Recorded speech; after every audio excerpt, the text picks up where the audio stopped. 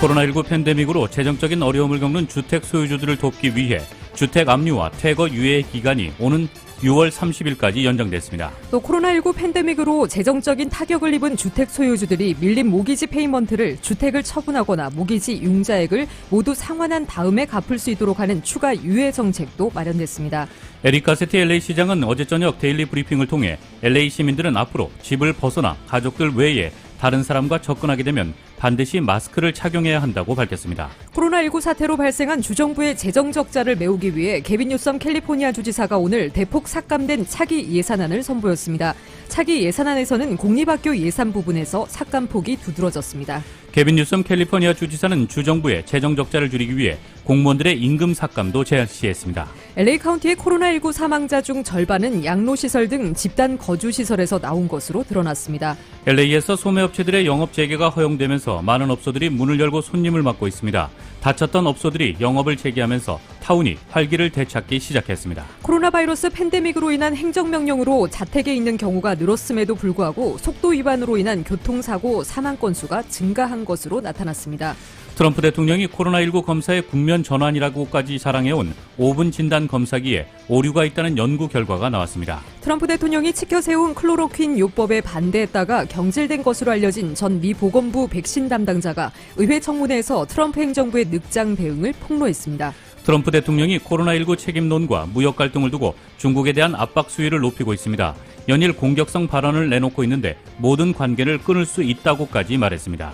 미국 내에서 신종 코로나 바이러스 감염증 사태로 가장 큰 피해를 본 뉴욕주가 내일부터 주내 5개 지역에 대해 부분적인 경제 정상화를 시작하기로 했습니다. 미국의 거의 모든 주정부가 신종 코로나 바이러스 감염증 억제를 위한 봉쇄령을 완화한 가운데 대학들이 재개강 시기를 두고 고민하고 있습니다. 신종 코로나 바이러스 감염증 공포로 주식시장 폭락 전 대량의 주식을 매도한 상원의원이 수사를 받는 동안 소속위원회 위원장직을 사임했습니다. 중앙은행인 연방준비제도의 제롬 파월 의장이 마이너스 기준금리 가능성에 대해 분명히 선을 그었지만 신종 코로나 바이러스 감염증 사태가 2차 감염 확산으로 악화될 경우 연준이 이를 검토할 수 있을 것이라는 전망이 제기됐습니다. 지난주 신규 실업수당 청구 건수가 300만 건에 육박한다는 발표가 나왔습니다. 미국 47개 주가 경제활동을 재개했는데도 예상치를 웃도는 수치라는 평가를 받고 있습니다. 뉴욕 증시에서 주요 지수는 미국의 대량 실업 등 경기 침체 우려와 경제활동 재개 기대가 맞서며 큰 변동성으로 보인 끝에 상승 마감했습니다.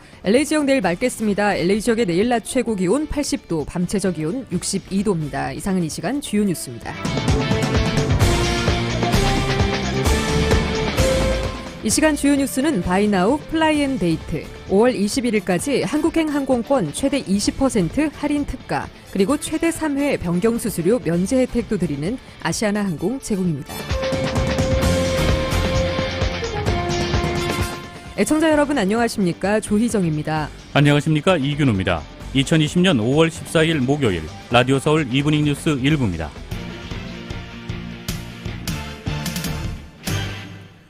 일부 첫 소식 전해드리겠습니다.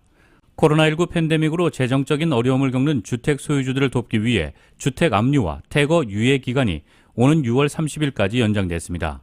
또 코로나19 팬데믹으로 실직 등으로 재정적인 타격을 입은 주택 소유주들이 밀린 모기지 페이먼트를 주택을 처분하거나 모기지 융자액을 모두 상환한 다음에 갚을 수 있도록 하는 추가 유예 정책도 마련됐습니다. 정현호 기자입니다. 연방주택금융청이 페니메와 프레디맥 등 연방정부가 보증한 몰기지 융자를 지닌 주택에 대한 압류와 퇴거조처 유예기간을 오는 6월 30일까지로 연장한다고 발표했습니다. 지난 3월 연방하원은 코로나19 사태로 재정적인 어려움을 겪는 주택 소유주들을 돕기 위해서 주택 압류와 퇴거에 60일 동안의 유예조처를 허용한 바 있으며 오는 17일로 유예기간이 만료됩니다. 14일 연방주택금융청과 연방주택국은 유예기간을 한 달여 정도 더 연장해서 오는 6월 30일에 만료되게 됩니다. 이와 함께 연방주택금융청은 코로나19 사태로 인해 몰기지 페이먼을 미납한 주택 소유주들이 밀린 몰기지 페이먼을 주택을 처분할 때까지 기다렸다 상환할 수 있는 새로운 구제책도 발표했습니다. 혹은 30년이나 15년으로 돼 있는 몰기지 상환 기간이 다 끝난 다음에 미납된 몰기지 페이먼을 갚아도 됩니다. 연방주택금융청이 코로나19로 어려움을 겪고 있는 전국의 주택 소유주들을 위해 13일 내놓은 이 구제책은 페니메와 프레디맥이 보증하는 몰기지 융자를 지닌 주택 소유주에 해당되며 한인 주택 소유주 상당수가 혜택을 볼 수 있을 것으로 기대됩니다. 연방정부 부양책 캐럴스 액트가 발효되면서 페니메와 프레디맥, FHA 등 정부가 보증하는 몰기지 융자를 갖고 있는 주택 소유주들은 코로나19 사태로 미납된 몰기지 페이먼트 상환을 최고 1년까지 유예할 수 있도록 하는 프로그램이 마련돼 수천만 명의 주택 소유주가 이 프로그램을 신청했지만 1년 후에도 밀린 몰기지 페이먼트를 되갚을 여건이 되지 않는 주택 소유주들이 많을 것으로 지적돼 왔습니다. 이번에 새로 선보인 추가 유예책은 주택을 처분해 목돈을 손에 쥘 수 있게 됐거나 몰기지 상환 기한이 종료돼 월 몰기지 페이먼트 부담이 없어졌을 때 미납된 몰기지 페이먼트를 되갚도록 함으로써 한층 주택 소유주들의 부담을 덜어줄 수 있게 됐습니다. 재융자를 얻을 경우에는 밀린 몰기지 페이먼트는 새로 얻은 몰기지 대출 원금에 보태지게 됩니다. 이 추가 유예책은 오는 7월 1일부터 서비스가 시작됩니다. 라디오 서울뉴스 정현호입니다. 개빈 뉴섬 주지사가 주정부의 재정 적자를 줄이기 위해 공무원들의 임금 삭감을 제시했습니다. 공무원 노조 대표는 페이스북 비디오를 통해 뉴섬 주지사 사무실이 이 같은 내용을 전해왔다고 밝혔습니다. 캘리포니아 소방노조 대표 역시 주정부로부터 10%의 임금을 삭감하겠다는 내용을 통보받았다고 설명했습니다. 주지사 측은 노조와의 임금 삭감 협상이 이루어지지 않을 경우 다음 회계연도 공무원들에 대한 강제 무급 휴가 명령을 내린다는 방침입니다. 앞으로 LA 시민들은 외출 시에 의무적으로 마스크나 얼굴 가리개를 착용해야 합니다. 에릭 가세티 LA 시장은 어제 저녁 데일리 브리핑을 통해 LA 시민들은 앞으로 집을 벗어나 가족들 외에 다른 사람과 근접하게 되면 반드시 마스크를 착용해야 한다고 밝혔습니다. 2살 미만의 유아나 호흡기 질환이나 다른 장애를 지닌 주민들은 이 규정에서 제외됩니다. LA에서 소매업체들의 영업 재개가 허용되면서 한인타운에서도 많은 업소들이 문을 열고 손님을 맡고 있습니다. 픽업과 딜리버리로 영업이 제한된 상태지만 닫혔던 업소들이 영업을 재개하면서 타운이 조금씩 활기를 되찾기 시작했습니다. 안수빈 기자입니다. 코로나19 행정명령 시행 후 비필수 업종으로 분류돼 지난 2달여 동안 운영이 중단됐던 타운 내 화장품 가게와 옷가게 등이 14일 문을 열고 고객을 맞기 시작했습니다. 타운 내 밀셔길에 있는 한 화장품 딜러샵 측은 행정명령으로 인해 문을 닫은 지 7주가량 만에 다시 열 수 있게 돼 다행이라며 코로나19 사태가 종식되지 않아 아직 공중보건이 중요시되는 만큼 위생수칙을 철저히 준수하기 위해 만반의 준비를 했다고 전했습니다.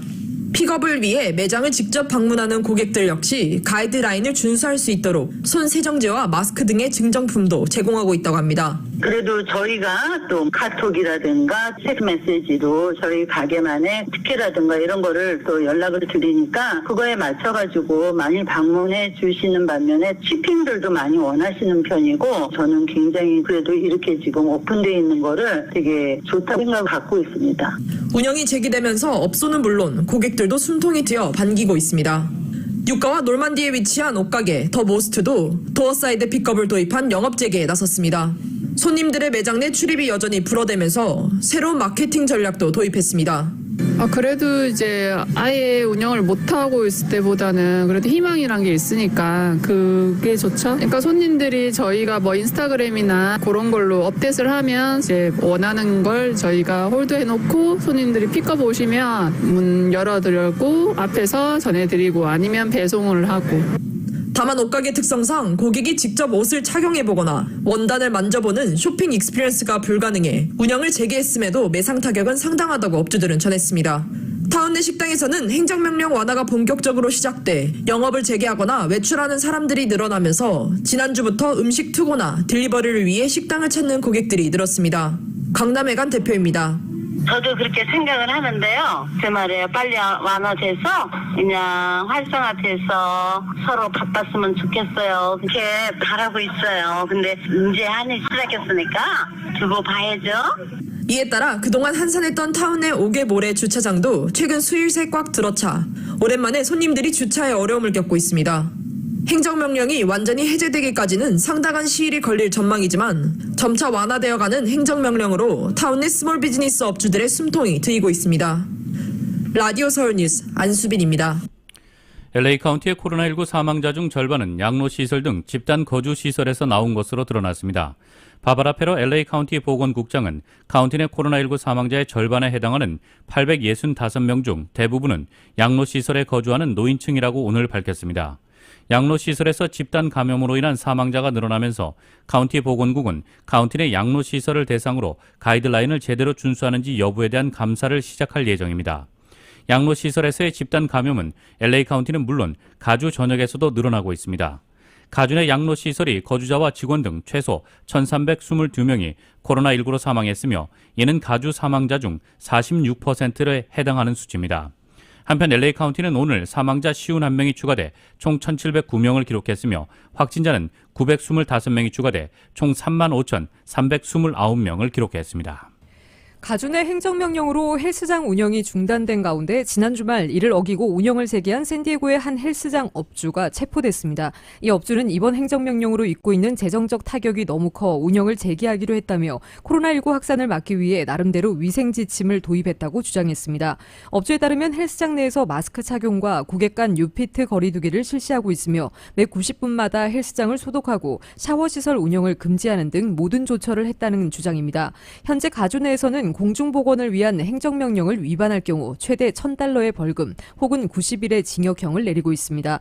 이 헬스장은 업주가 체포됐음에도 오늘 여전히 문을 연 것으로 드러났으며 하루에 약 120명이 업소를 이용하고 있는 것으로 나타났습니다. 코로나19로 인한 행정명령이 시행된 이후 과속으로 LA에서 교통사고 건수가 급증한 것으로 드러났습니다. LA 경찰국은 스테이 앳 홈 행정명령으로 시민들의 외출이 줄었음에도 속도 위반으로 인한 교통사고 건수는 증가했다고 밝혔습니다. 길거리에 자동차가 줄면서 교통체증이 없어지면서 속도를 내는 운전자가 늘어난 때문으로 풀이되고 있습니다. 올해 들어 인명피해가 발생한 교통사고 총 86건 가운데 50건이 보행자가 사망한 사건이라고 밝혔습니다. 이 50건 가운데 14건은 홈리스인 것으로 드러났습니다. LA가 자랑하는 세계적인 야외 음악당 헐리우드볼이 코로나19 사태로 올 시즌 모든 공연을 전면 취소했습니다. 헐리우드볼 운영기관인 LA 필하모닉 협회는 코로나19 확산 비상사태가 계속 이어지면서 올 여름까지 잡혀있는 공연들을 개최할 수 있을지 여부가 불확실함에 따라 올해 예정된 모든 공연을 취소하기로 했다고 오늘 발표했습니다. 100년 가까운 헐리우드볼 역사상 한 시즌의 모든 일정이 전면 취소되는 것은 올해가 처음입니다. LA타임스에 따르면 1922년에 공식 오픈한 헐리우드볼에서 지금까지 시즌이 취소된 적은 단 한 번도 없었으며 대공황은 물론 제2차 세계대전과 베트남전, LA 폭동, 9.11 테러 등 대사건이 일어났을 당시에도 헐리우드볼은 멈춘 적이 없었습니다. 그러나 코로나19 사태가 전쟁통에도 계속됐던 헐리우드볼 공연을 멈추게 했다고 신문은 전했습니다. 코로나19 사태로 현재 극심한 재정난에 직면한 LA 필하모닉 협회는 헐리우드볼 시즌 취소로 $8,000만 달러에 달하는 적자가 더욱 커지게 될 전망이라고 신문은 덧붙였습니다. 월드오미터 집계에 따르면 현재 미국 내 코로나19 총 확진자 수는 145만 6,059명, 사망자는 8만 6,891명입니다. 캘리포니아주 내 코로나19 확진자 수는 총 7만 4,564명, 사망자는 3,042명입니다. LA 카운티 내 코로나19 확진자는 925명이 추가돼 총 3만 5,329명으로 늘었습니다. 이로 인한 사망자는 51명이 추가돼 총 1,709명입니다. LA 카운티 내 지역별 확진자 분포도에 따르면 한인타운에 204명, 행콕팍에 72명, 파크 라브레아에 14명의 확진자가 집계됐습니다. 한인들이 밀집한 도시 중에는 글렌데일에 802명, 토렌스에 329명, 버뱅크에 329명, 가디나에 202명, 베벌리힐스에 123명, 라미라다에 85명, 그리고 세리토스에서 82명의 확진자가 발생했습니다. 한국의 신종 코로나 바이러스 감염증 대응 사례를 중심으로 K-방역 모델을 미국 현지 교사들에게 공유하는 화상 세미나가 열렸습니다. 비영리 재단인 세계 역사 디지털 교육재단과 한국국제교류재단이 주최한 코로나19 웨비나 행사로 첫 연사로는 질병관리본부 감염병 연구센터장을 지낸 지영미 세계보건기구 코로나19 긴급위원회 위원이 나섰습니다. 지 의원은 오늘 한국의 코로나19 초기 대응을 주제로 진행한 웹세미나에서 WHO 이 질병 세계보건기구가 정부가 코로나19 팬데믹을 선언하기 이전부터 한국은 적극적인 방역 조치에 들어갔다며 핵심은 신속한 초기 대응 속도라고 설명했습니다. KF 보건외교 특별대표를 맡은 지위원은 한국의 신속한 대응이 가능했던 배경으로 메르스 경험에서 나왔다고 분석했습니다. 그 밖에 적극적인 진단키트 개발, 투명한 정보 공개, 정보통신기술 활용 등의 중요성도 강조했습니다. 이날 웨비나에는 미국 30여 개 주에 걸쳐 중고교 사회과목 교사 240여 명이 참여했습니다. 신종 코로나 바이러스 감염증 확산 사태 속에 코로나19 환자 진료를 위한 의료 현장에서 사투를 벌이고 있는 많은 이민자 출신 의료진들과 그 가족들이 불안에 떨고 있습니다. 환자를 치료하다 감염돼 중태에 빠져 일자리를 잃거나 사망할 경우 당사자는 물론 가족들까지도 체류 신분을 잃고 추방될 수도 있다는 우려 때문입니다. 특히 영주권 없이 H-1B 비자 신분으로 일하는 이민자 의사들은 만일의 경우에 대비해 가족들에게 유서를 남기는 경우도 있는 것으로 알려졌습니다. NBC 방송에 따르면 코로나19 감염자 140만 명, 사망자 8만 5천여 명을 넘어선 미국의 의료 현장에서 환자들을 진료 중인 의사와 간호사 등 전문 의료 인력들의 상당수가 취업 비자 신분 등의 이민자들이라며 이들은 코로나19와 사투를 벌이면서도 자신과 가족들의 체류 신분 문제를 불안해하고 있다고 전했습니다. 코로나19 진료 현장에서 감염돼 중태에 빠지거나 더 이상 일할 수 없을 정도로 장애를 갖게 되면 일자리를 잃게 돼 의료인 자신은 물론 가족들 모두가 추방될 수 있다는 우려 때문입니다. 또 이민자 출신 의료인이 코로나19에 감염돼 사망해도 그 가족들은 체류 신분을 잃게 돼 미국을 떠나거나 추방될 수 있다는 것입니다. NBC 방송에 따르면 일리노이주의 한 병원에서 코로나19 감염 환자를 진료하고 있는 인도 출신 의사 파스메타의 경우 자신이 감염으로 사망하거나 중태에 빠지게 될 경우 추방될 수 있으며 이에 대비하라는 내용의 유서 형식 편지를 작성했다며 메타와 같은 많은 이민자 출신 의료진들이 이 같은 불안감을 가지고 있다고 지적했습니다.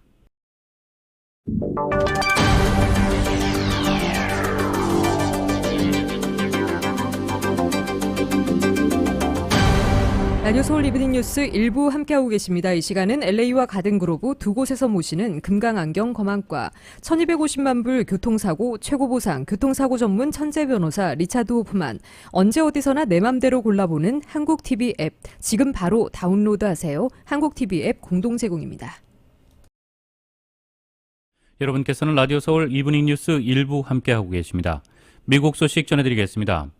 트럼프 대통령이 지켜세운 클로로킨 요법에 반대했다가 경질된 것으로 알려진 전미 보건부 백신 담당자가 이 미 의회 청문회에서 트럼프 행정부의 늦장 대응을 폭로했습니다. 지난 1월부터 개인 보호 장비가 부족한 상황이라고 지적했지만 아무도 귀담아 듣지 않았다며 미국은 현대사에서 가장 어두운 겨울에 직면할 것이라고 경고했습니다. KBS의 보도입니다.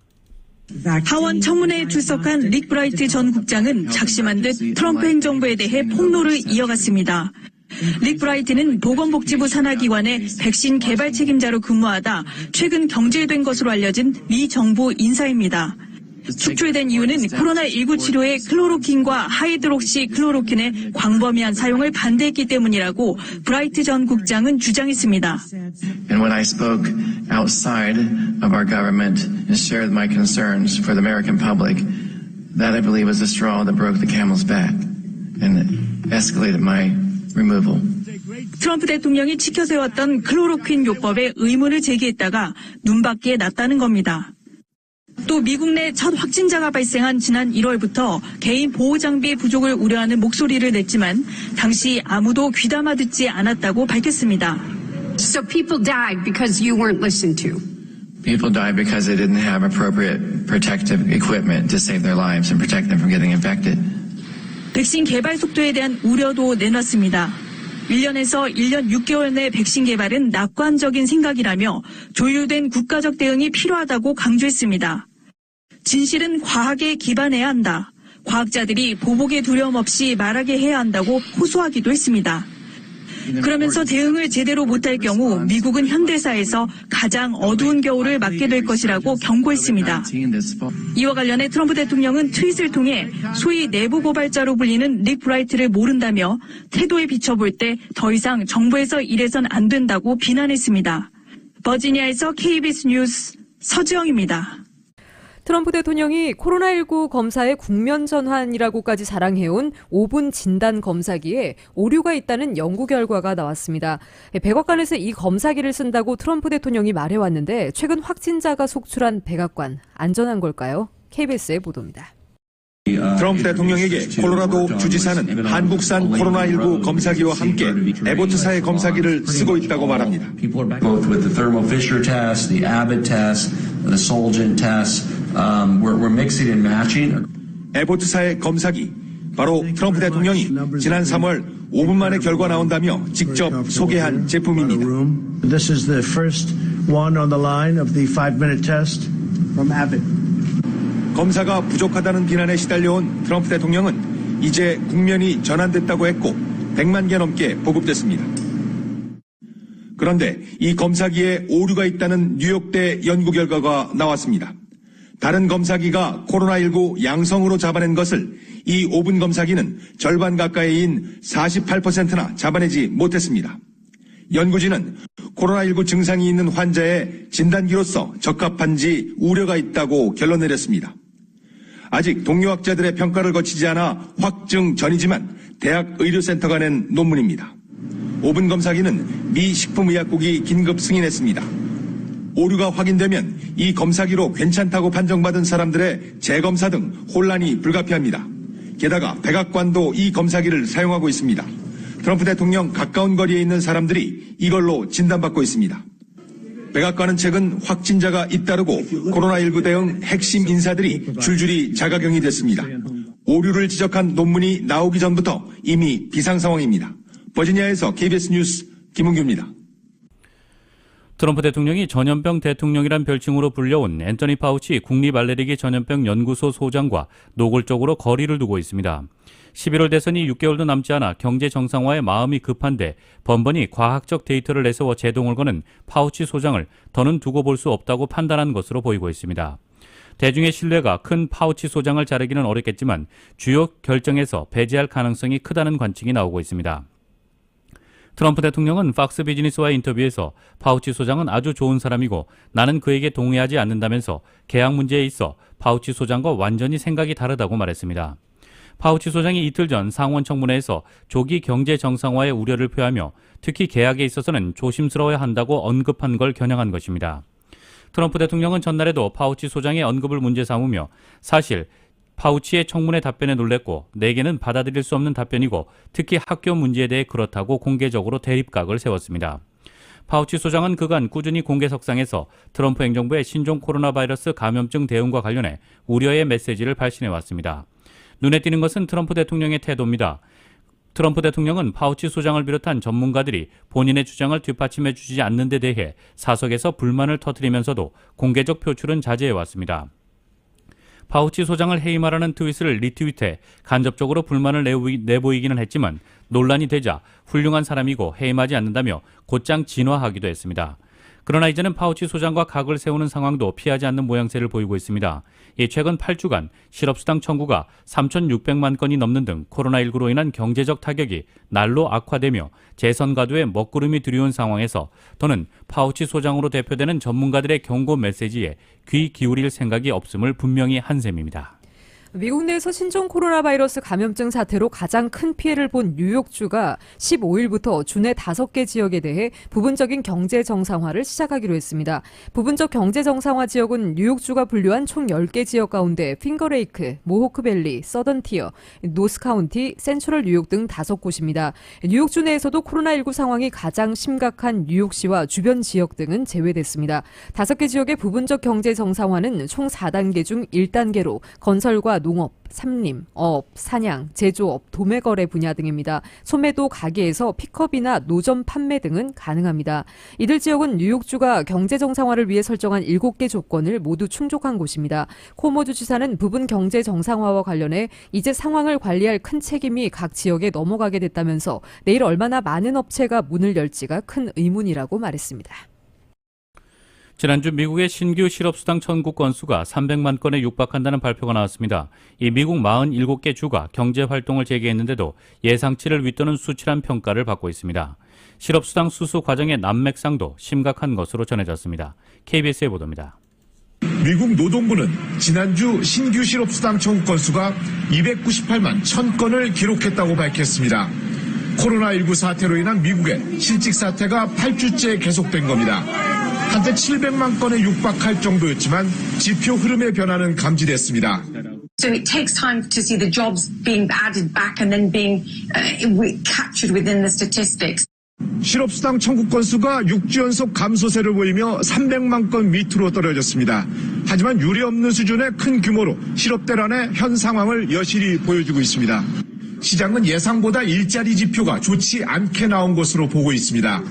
미국의 47개 주가 부분적 경제활동을 재개했는데도 실업 문제 해소가 늦어지고 있다는 우려가 커졌습니다. 미국 언론들은 실업수당 수수 과정의 난맥상도 심각하다고 보도했습니다.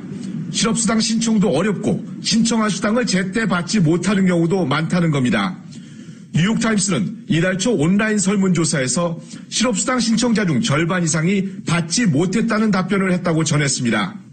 뉴욕 증시는 미국의 대량 실업 사태 등 경기 침체 우려로 하락 출발했으나 장 후반부에 국제유가가 급등하면서 일제히 상승했습니다.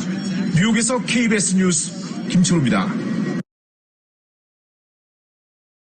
여러분께서는 라디오 서울 이브닝 뉴스 일부 함께하고 계십니다.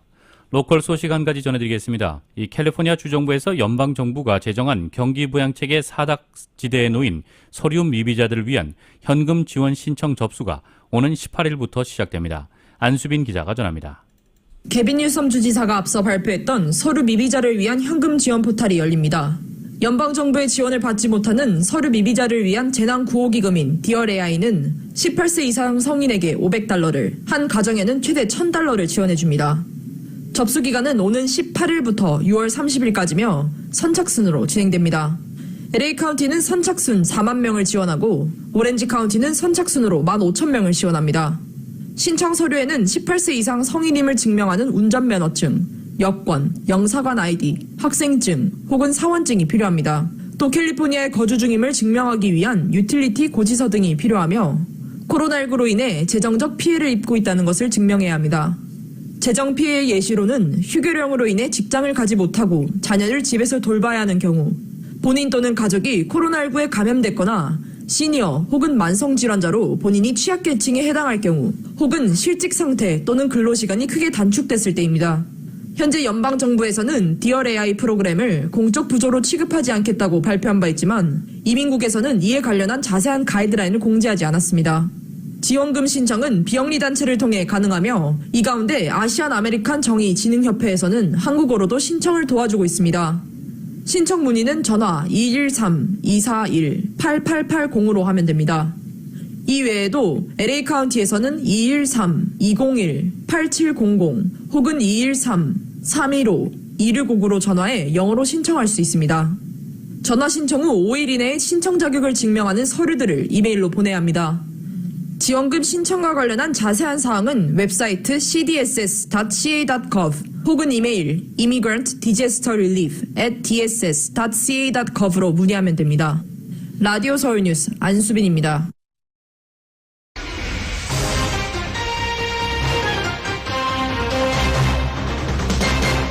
서울 이태원 클럽을 방문했다가 확진 판정을 받은 인천 학원 강사와 연관된 추가 확진자가 한국에서 계속 늘고 있습니다. 특히 등교를 앞둔 고3 학생들이 잇따라 감염돼 우려가 커지고 있습니다. 한국 소식 YTN의 보도입니다.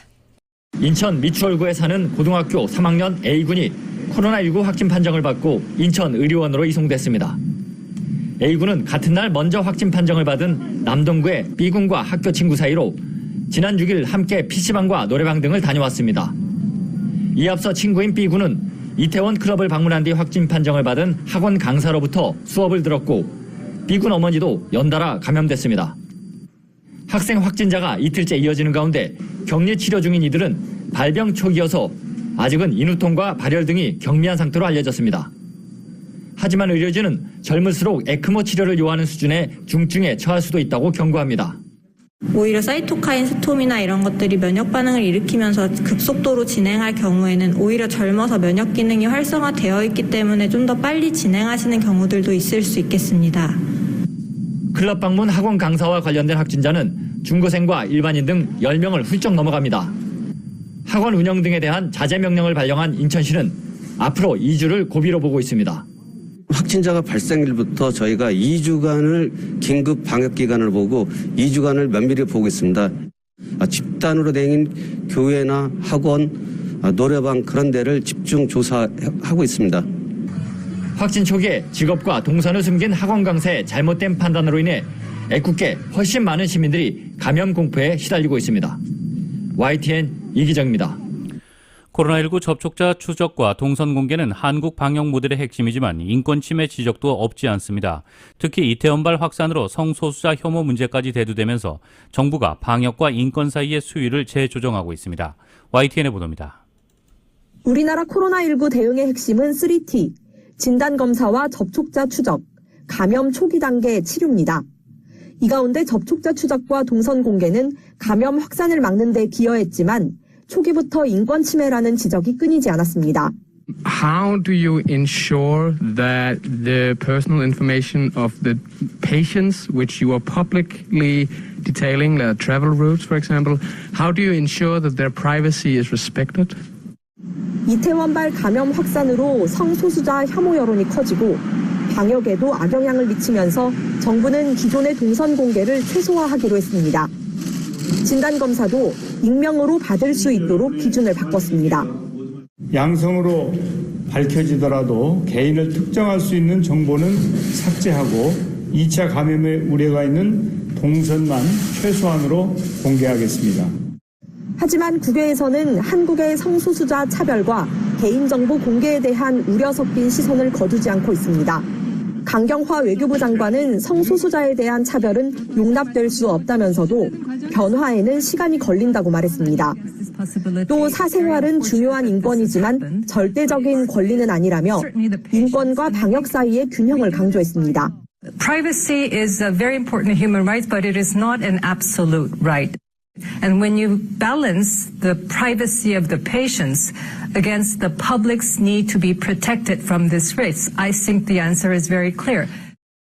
신천지 집단 감염, 자가격리 이탈 방지 손목 밴드에 이어 성소수자 아우팅 논란까지 한국의 코로나19 방역 모델이 인권이라는 또 다른 시험대에 올랐습니다. YTN 장하영입니다.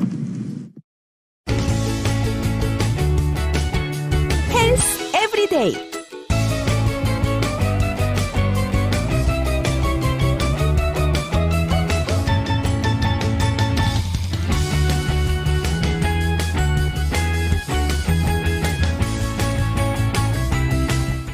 수치로 따져볼 때 신종 코로나 바이러스 감염증은 독감과는 비교할 수 없을 정도로 치명적이라는 연구 보고가 나왔습니다. 헬스데이에 따르면 하버드대 의과대학의 제레미 파우스트 박사와 에모리대 의과대학의 카를로스 델리오 박사는 미국 공무원들은 확산되고 있는 코로나19 팬데믹의 영향을 최소화하기 위해 계절성 독감과 코로나 바이러스 사망률을 계속 비교하고 있다며 현재 미국에서만 140여만 명의 확진자와 8만 4천여 명의 사망자를 발생시키고 있는 코로나19와 독감을 비교하는 것은 결코 타당하지 않다고 말했습니다. 두 전문가는 숫자상으로도 두 질환은 비교가 안 된다고 덧붙였습니다.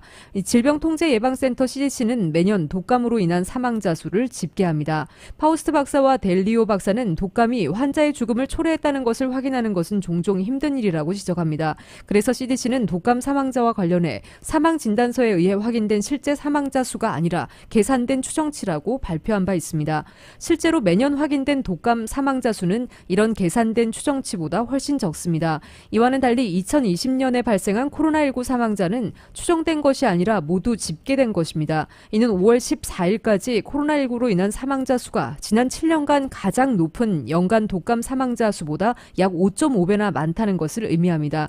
이런 비율은 일주일 단위로 사망자를 들여다볼 때 훨씬 더 커집니다. 이와 함께 의료진이 최전선에서 경험하는 것에 관련해서도 독감과 코로나19는 비교가 되지 않는다는 분석입니다. 파우스트 박사와 델리오 박사는 코로나19가 창궐하는 일부 지역에서는 산소호흡기가 부족했고 많은 병원들이 수용 한계를 넘어섰다면서 병원에 대한 수요가 이번처럼 압도적이었던 상황은 최악의 독감 시즌에도 일어난 적이 없었다고 말했습니다. 또 두 전문가는 코로나19로 인한 실제 사망자 수가 현재 수보다 훨씬 더 많을 수도 있는데 그 이유는 코로나19와 관련된 간접적인 사망자 수가 포함돼 있지 않기 때문이라고 덧붙였습니다.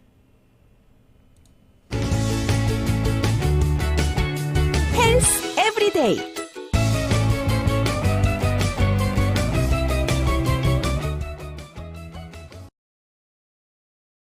뉴욕 증시에서 주요 지수는 미국의 대량 실업 등 경기 침체 우려와 경제활동 재개의 기대가 맞서며 큰 변동성을 보인 끝에 상승으로 마감했습니다. 오늘 뉴욕 증권거래소에서 다우지수는 전장보다 377.37포인트, 1.62% 상승한 23,625.34의 거래를 마쳤습니다. S&P 500지수는 전장보다 32.50포인트, 1.15% 오른 2,852.50에 기술주 중심의 나스닥은 80.55포인트, 0.91% 상승한 8,943.72의 장을 마감했습니다. 시장은 미국 실업지표와 경제재개 움직임, 신종 코로나 바이러스 감염증을 둘러싼 미국과 중국의 갈등 등을 주시했습니다. 주요 지수는 장 초반 큰 폭의 하락세를 나타냈습니다. 다우지수는 장중 한때 450포인트 이상 내렸습니다. 주요 지수는 하지만 장 초반 이후 빠르게 반등했습니다. 업종별로는 금융주가 2.64% 올랐습니다. 기술주는 1.26% 상승했고 에너지는 0.94% 올랐습니다. 뉴욕 증시 전문가들은 경제 재개 기대와 미중 갈등, 코로나19 재유행 우려 등 다양한 요인들이 뒤섞이면서 변동성 장세가 지속할 수 있다고 진단했습니다.